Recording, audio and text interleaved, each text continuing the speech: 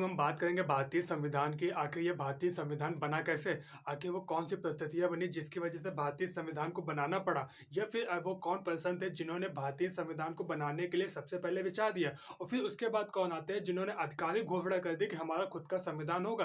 क्योंकि 1947 से पहले हम होते हैं किसी के गुलाम, वो होते हैं ब्रिटिशर, हम ब्रिटिशर के होते हैं गुलाम, और गुलामी में रहते हुए हमारा खुद का तो कुछ होता नहीं है। और एक चीज 1934 के आसपास भाप ली जाती है कि आजादी अब बहुत दूर नहीं है, आजादी अब मिलने वाली है। तो हमें आगे चल के एक विचार आता है कि चलो अब अपना संविधान भी बनाया जाए। तो यही बात आप पूरी समझेंगे कि भारतीय संविधान का निर्माण हुआ कैसे, आखिर किन लोगों ने भारतीय संविधान को बनाया। चलो फिर शुरू करते हैं। देखो, विश्व का कोई भी देश हो, हर किसी का अपना एक संविधान जरूर होता है। संविधान लिखित भी हो सकता है, नॉन लिखित भी हो सकता है, मतलब संविधान लिखित भी हो सकता है और अलिखित भी हो सकता है। आखिर संविधान से मतलब क्या है? देखो, संविधान को सिंपल से लाइन में समझना चाहोगे, सिंपल से वर्डों में समझना चाहोगे तो इतना समझो, संविधान एक किताब है।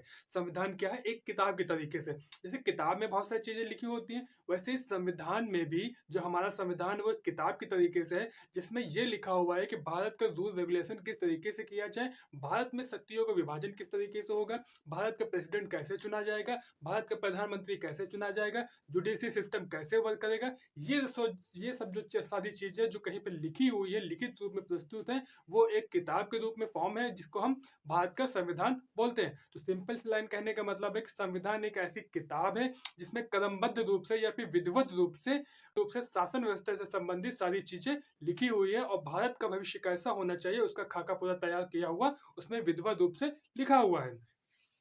तो अब आ जाते हैं अपनी कहानी पर कि भारतीय संविधान का निर्माण हुआ कैसे। देखो, कहानी कुछ शुरू होती इस तरीके से। 1934 में एक व्यक्ति होते हैं अमन राय। अमन राय कहते हैं, देखो यार नेहरू, आजादी बहुत दूर नहीं है, आजादी बहुत दूर नहीं है। इसका मतलब जब हम आजाद होंगे तो हमें हमारा भारत का स्ट्रक्चर कैसा होना चाहिए, हमारे भारत का शासन किस प्रकार से किया जाना चाहिए, इसकी बात जरूर उठेगी।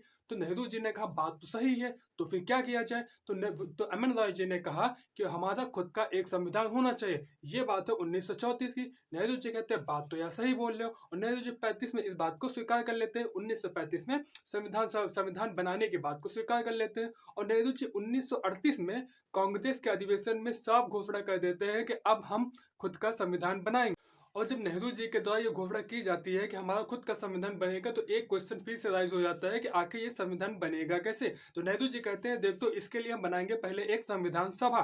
संविधान सभा कहने का मतलब है एक ऐसी कमेटी या एक ऐसा ग्रुप बनाया जाएगा जिसमें कुछ लोग शामिल होंगे, और वो लोग मिलकर डिसाइड करेंगे कि भारत की रूपरेखा किस प्रकार की होनी चाहिए। तो इसे बोला गया संविधान सभा। फिर यहीं पे एक दूसरा क्वेश्चन फिर से राइज हो जाता है कि आखिर संविधान सभा में शामिल कौन होगा। क्या वो इलेक्टेड पर्सन शामिल होंगे, या नॉन इलेक्टेड पर्सन शामिल होंगे, या डायरेक्ट कोई शामिल हो जाएगा, किसी को नॉमिनेट किया जाएगा, या कोई निर्वाचित होकर आएगा। तो नेहरू जी ने कहा, देखो, इसका भी हमने विचार विमर्श कर लिया है। इसमें जो लोग शामिल होंगे वयस्क मताधिकार के आधार पर लोग शामिल होंगे। हालांकि इलेक्शन वोटिंग का जो सिस्टम होगा बहुत ही लिमिटेड होगा, बहुत कम लोग वोट देंगे, लेकिन जो भी पर्सन यहाँ आएगा वो चुनाव के माध्यम से ही आएगा। और कहने का मतलब है, जो संविधान सभा में होंगे वो जनता के प्रतिनिधि होंगे, वो जनता के द्वारा चुने जाएंगे, और उन चुने हुए प्रतिनिधि के द्वारा संविधान सभा जो बनी हुई होगी वही संविधान का निर्माण करेगी। कहने का मतलब है, इनडायरेक्टली जो संविधान है वो जनता ही बना रही है, क्योंकि जो जनता ने ही प्रतिनिधियों को वोट करके संविधान सभा में भेजा है, जो कि संविधान का निर्माण करेगी।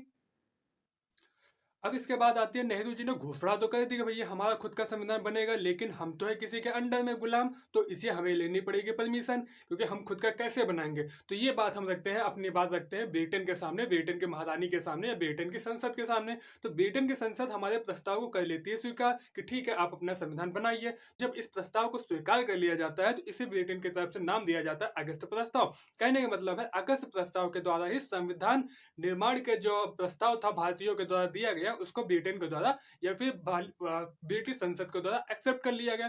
ब्रिटिश संसद के द्वारा जब इसे एक्सेप्ट कर लिया गया, तो फाइनली 1942 में एक कैबिनेट मिशन, जिसे क्रिप्स मिशन के नाम से भी जाना जाता है, उसे भारत में भेजा गया और बोला गया, भैया ये एक रूपरेखा हमने तुमको बना के दे दिया है, अब आप भारत में जाइए, और भारत में जो संविधान सभा बनाने के लिए प्रतिनिधि होंगे उनको बताइए कि इतने प्रतिनिधि यहाँ से होंगे, इतने प्रतिनिधि यहाँ से होंगे, और मिलकर एक संविधान सभा बनाने में सहयोग कीजिए। तो इस कदम में वहां से 1942 में ब्रिटेन से एक कैबिनेट मिशन या क्रिप्स मिशन भारत की ओर सर स्टैफर्ड क्रिप्स के नेतृत्व में भारत की ओर आता है। कहने का मतलब है 1942 का वो 1942 ही वह साल था जिसने भारतीय संविधान के निर्माण की पहली ईंट रखी गई। पहली ईंट रखे कहने का मतलब है कि अंग्रेजों के द्वारा इसे स्वीकार कर लिया गया और एक खाका तैयार करके एक खाका तैयार करके भेजा गया भारतीयों के पास कि ठीक है, अब आप अपना संविधान हमको बना के दिखाइए। ठीक है। और इसी प्रस्ताव में किस प्रस्ताव में साफ साफ लिखा हुआ था, क्रिस जो एक खाका लेके आया तो उसमें साफ साफ लिखा हुआ था कि इसमें कौन शामिल होगा और कौन शामिल नहीं होगा। कहने का मतलब है संविधान का जो सभा होगी इसमें कौन शामिल होगा और कौन शामिल नहीं होगा। और ये जो प्रस्ताव जब भारत में आ जाता है तो कांग्रेस के सामने कांग्रेस के सामने ये प्रस्ताव रखा जाता है जिसमें टोटल 389 सदस्य होने की बात की जाती है और 389 सदस्यों को भी दो भागों में बांट दिया जाता है। एक भाग में होते हैं 296 सदस्य जो कि ब्रिटिश प्रांत से रिलेटेड होते हैं। कहने का मतलब है ऐसे क्षेत्र जहाँ पे सीधा ब्रिटिशर्स कब्जा किए हुए थे, जिसपे अधिकार जमा हुआ था। और दूसरे क्षेत्र होते हैं 93 क्षेत्र बांट दिए जाते हैं, 93 सीटें बांट दी जाती हैं जो कि देसी रियासतों से संबंधित होती हैं। इस तरीके से जो 389 प्रतिनिधियों की जो संख्या होती है वो दो भागों में बांट दी जाती है। एक होती है ब्रिटिश प्रांत से रिलेटेड जिसमें 296 लोग शामिल होते हैं और दूसरी होती है देसी रियासतों की सीटें जिसमें 93 लोग शामिल होते हैं। और इसमें भी जो 296 ब्रिटिश प्रांत से सदस्य होते हैं उसको भी दो भागों में बांट दिया जाता है, जिनमें से पहले में 292 लोग शामिल होते हैं जो 11 मुख्य ब्रिटिश प्रांतों से आते हैं। इसके अलावा 4 अन्य मुख्य आयुक्त प्रांतों से। 200 को बांटने के बाद डिसाइड ये होता है कि चुनाव में खड़ा कौन होगा, किस किस वर्ग के लोग खड़े होंगे। तो होता है कुछ इस प्रकार से है कि पूरे पूरे सिस्टम को 3 भागों में बांट दिया जाता है। मतलब कि चुनाव में जो खड़े होने वाले कैंडिडेट होते हैं उनको 3 भागों में बांट दिया जाता है, जिसमें एक सिख, दूसरा मुस्लिम और तीसरा जनरल लोग शामिल होते हैं। और इसमें वही लोग वोट दे सकते हो जो उस समुदाय से संबंधित होता है। जैसे कि अगर कोई मुस्लिम कैंडिडेट खड़ा है तो मुस्लिम कैंडिडेट को वोट देने का अधिकार सिर्फ मुस्लिमों को ही होता है।